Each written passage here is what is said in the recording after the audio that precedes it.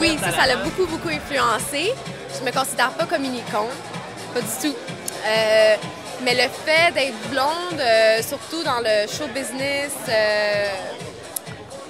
comme les relations envers les gens, je trouve que ça l'affecte beaucoup de la vie de tous les jours. Parce qu'en fait, les blondes, si on compare les blondes et les brunettes, ben, on a déjà une idée fixe de fait, un préjugé que si on voit une blonde, ben, on se dit ben, elle n'est pas aussi sérieuse, elle a peut-être pas autant de talent, c'est juste un beau visage avec les cheveux blonds.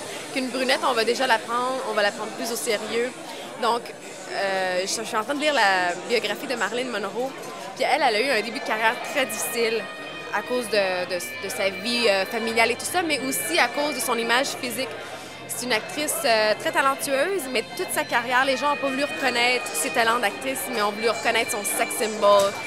C'est toujours sur son physique. Puis je peux dire que si elle aurait été brunette, ça aurait fait une différence.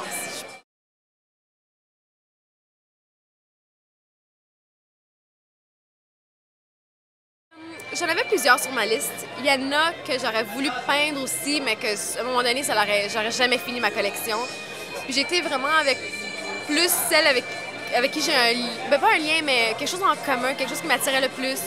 Comme Marilyn Monroe, il y avait certains faits dans sa vie d'enfance qui sont venus me chercher, des choses qu'elle a vécues que j'ai peut-être pas nécessairement vécues identiquement, mais c'est similaire ou que je peux comme me référer à ça.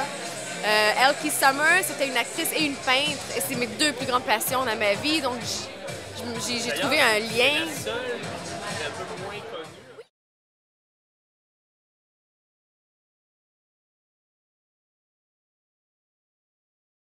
Puis moi, j'ai toujours trouvé que incarner d'autres personnages, ça m'aidait à libérer de qui j'étais d'une certaine façon. Puis ça me permet d'exprimer certaines choses que j'ai besoin de laisser sortir, que je peux peut-être pas nécessairement en tant qu'Elisabetta dans la vie de tous les jours.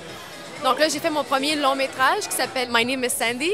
J'ai incarné le rôle de Sandy, qui est le rôle d'une prostituée.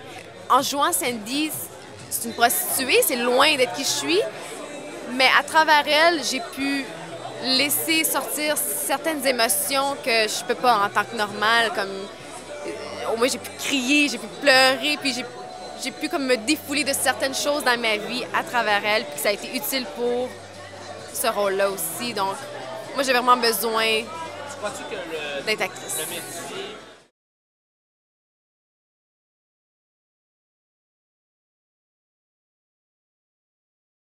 Sur mon site web, elisabetta.ca, je vais tout indiquer les informations où est-ce qu'ils vont être placés pour que les gens puissent aller voir et s'ils sont intéressés à les acheter. Donc, toute l'information va être sur mon site web, elisabetta.ca. Donc, s'il y a quelqu'un qui veut acheter